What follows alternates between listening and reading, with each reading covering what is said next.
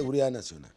Bueno, mira, venía diciendo que el debate está centrado en el órgano legislativo. ¿Cómo va el PRI, el PAN, el PRD, los partidos políticos a construir esta ley de seguridad? Nosotros no somos ninguno de esos tres, o el PT, a construir esta ley de seguridad.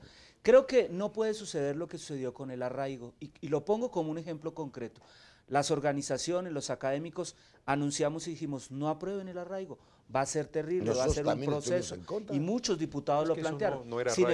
Sin embargo, se fue todo el PRI, la sociedad civil debe exigir responsabilidad desde el punto de vista cuál es el compromiso de los partidos políticos con el respeto a los derechos fundamentales que están. Ahora, el segundo debate, la reforma constitucional en derechos humanos. Planteamos un debate donde incorporemos los derechos humanos en la Constitución, que ya se está debatiendo. Y el tercer debate, me parece a mí, hay necesario articular y aclarar precisamente el tema del fuero militar. Y por último, me llama mucho la atención, en este país se debate sobre el secuestro de una forma y se llama a la cadena perpetua, a toda una serie de medidas, pena de muerte. Sin embargo, ojo con lo que voy a decir. ¿El arraigo es un secuestro? El arraigo también es un secuestro legalizado, pero el tema es, la desaparición forzada de personas no está tipificada adecuadamente. ¿Cuál es el parámetro? ¿O es que la vida de una persona que es desaparecida vale más que una persona que es secuestrada? Ojo con el debate, porque son ciudadanos igual. La única diferencia es que quien desaparece es el Estado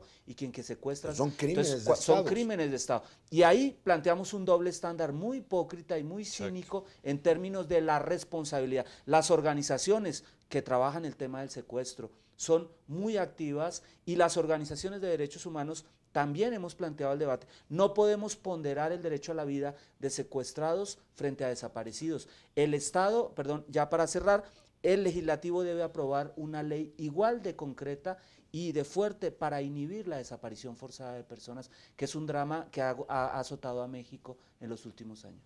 No puedo dejar de mencionar en este tema de personas desaparecidas que el lunes 22 de marzo, en las sesiones ante la Comisión Interamericana de Derechos Humanos, varias organizaciones cabezadas por el Centro de Derechos Humanos Miguel Agustín Pro Juárez pusieron en ojos de la Comisión el gravísimo problema, una tragedia humanitaria calificó el comisionado para México, de las personas migrantes. Es impresionante, casi 10,000 personas desaparecidas. Pero, volviendo al tema… También allá, claro, desaparecidas en territorio norteamericano. No, desaparecidas aquí en México. Migrantes. Migrantes en tránsito, desaparecidas aquí en México. Pero vuelvo al otro, combate a la impunidad. Esto es algo que se tiene que asegurar. Es el tema número uno. De nuevo, informe del Miguel Agustín Pro Juárez, de Amnistía Internacional, Human Rights Watch. Hay impunidad. En el caso de Rosendo Radilla, la Corte Interamericana le dijo al Estado mexicano, por más que lo quiso evitar, hay impunidad. Y con impunidad hay incentivos para cualquier clase de abusos. Claro. Y ese es el problema fundamental de las acciones públicas del país, que unos se tapan a los otros. En este país no se castiga. Es una cultura la impunidad. Hay la cultura y la Corte, y vas a decir algo de la Corte, tiene que ver con eso. No, porque la Corte es una de las principales obligadas para mandar el mensaje contrario, y ustedes también, pero tenemos que empezar a invertir en una cultura de derechos humanos. Y la otra es importantísima, participación de la ciudadanía. Hay que participar. Este problema no nos es ajeno a nadie. No podemos dejarlo pasar porque no nos pasa en nuestra cuadra, porque no nos pasa en nuestras calles, porque no nos pasa en nuestra ciudad. Porque en ese momento está la sociedad perdida. Fíjate que no nos justificamos en que seamos minoría en la Cámara, pero a mí me parece que las transformaciones tienen que venir desde la participación popular. Se necesita una gran insurgencia ciudadana para cambiar de raíz todas estas cosas. Mira, es cierto lo del doble discurso. Se habla de desaparición forzada cuando es un asesinato y se deshacen del cadáver. Claro. De eso estamos hablando, ¿no? Se habla de detención extrajudicial cuando es un secuestro, además desde el Estado, con toda la impunidad que esto te da, con todas las garantías de que pueden atropellar a la gente. Entonces yo creo que sí se tienen que cambiar las cosas de raíz. Nosotros tenemos que hacer nuestra parte, la hacemos con mucha firmeza y energía, pero yo creo que la solución a mí me parece que está más o menos clara, lo planteo de manera global. La profunda transformación de la sociedad implica ponerle acento a vivienda, educación, empleo, mejores condiciones de vida. ¿Cómo vas a lograr eso? Hay que renacionalizar todo, petróleo, minerales, ferrocarriles, comunicaciones, generar como eje de la actividad económica y poner en el centro al ser humano de tal manera que tengas una vida digna para todos. Pueden ganar 5,000 pesos la mayoría, más. puedes generarle condiciones de vida digna a la inmensa mayoría de la población, a la totalidad de la población. No puede ser que tengamos al hombre más rico del mundo y que tengamos a 40 millones muriéndose de hambre. No puede ser que veamos un país de una injusticia social tan brutal y tan lacerante. No podemos seguir tolerando que la gente ni siquiera tenga a estas alturas derecho a un empleo medianamente remunerador. O sea, yo creo que esas cosas son, porque además termino el comentario, hay hipocresía en todo esto. Tan es cierto, tú lo comentabas hace rato, que todo el ataque supuestamente al narco no se toca la parte que más les duele, que es el bolsillo, el lavado de dinero, las grandes inversiones de la iniciativa privada metidas, la corrupción, el vínculo entre los círculos gobernantes y el narco y el lavado de dinero.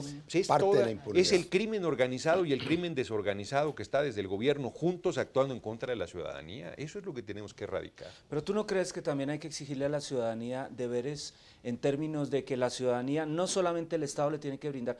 Yo creo que la ciudadanía, hay una cultura, como usted señalaba y hemos señalado, de la impunidad, una cultura en el que la ciudadanía, el pueblo mexicano entiende los derechos como derechos, no como derechos de exigencia, sino como derechos de tranza, de corrupción, etcétera. Y creo que ahí hay un debate importante. No hay una cultura de derechos humanos. No hay una cultura de derechos humanos. No hay un Estado de derecho. Es que hemos lacerado el discurso de los derechos humanos, lo hemos lacerado por el autoritarismo. Por una construcción de un discurso autoritario, y creo que hay un problema también. ¿Dónde está mi compromiso ético con el otro? Que es el otro debate también de mi compromiso como ciudadano con el otro. El otro merece respeto porque es homosexual. Mira, el debate que está planteado, que es otro debate muy importante de la homofobia, sobre el tema de la homofobia.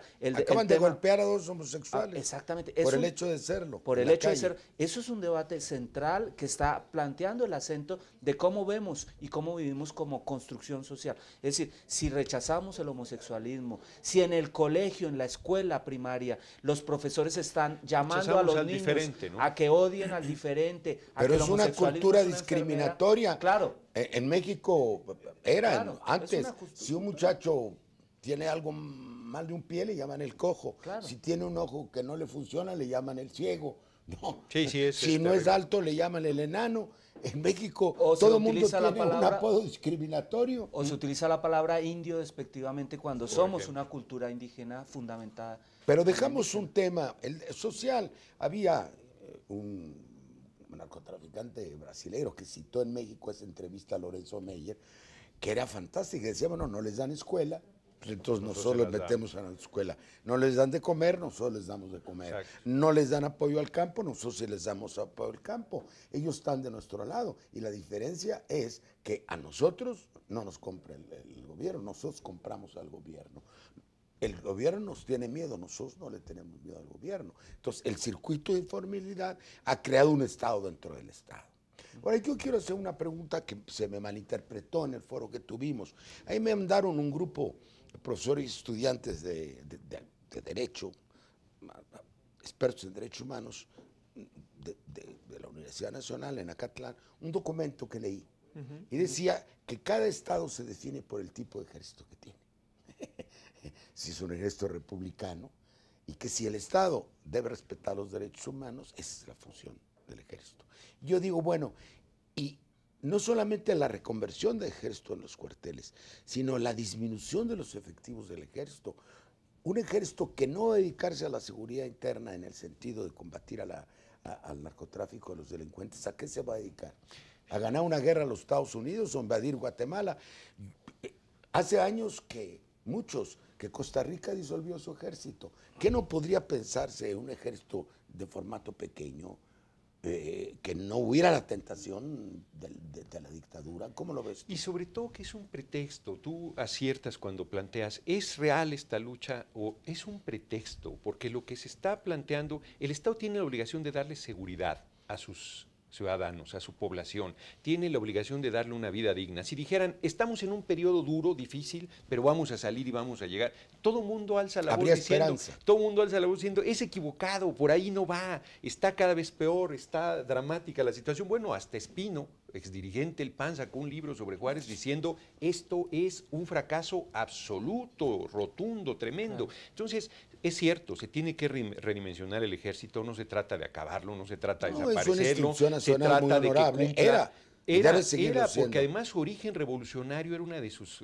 condiciones Venía del pueblo. de prestigio, venía del pueblo, y ahora ya se han formado en Estados Unidos y ya les ha entrado el neoliberalismo y la derechización y el pasar por encima de la población. Además no están acostumbrados a tratar con los civiles, ellos están con unas estructuras, como son las estructuras militares, no las voy a calificar, hay que transformar eso. ¿Alguna última palabra? Porque se nos está acabando el tiempo. Bueno, solo decir que el prestigio de las instituciones se las ganan respetando los derechos humanos, resolviendo los problemas de la sociedad. Claro. Y aquí ustedes, minoría, lo dijeron varias veces, pero ustedes tienen que dejar claro cuál es la opción de agenda respetuosa a los derechos humanos de la izquierda y una agenda congruente. Somos mayoría en la calle y minoría en la Cámara, importante acotación. Ojalá que así sea.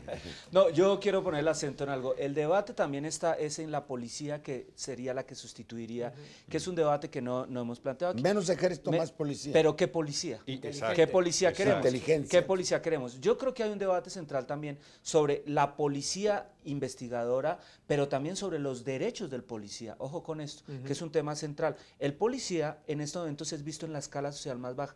Son personas que no saben leer, no podemos confiar, no todos, pero hay que hacer un trabajo muy serio de profesionalización policial, de respeto a los derechos humanos.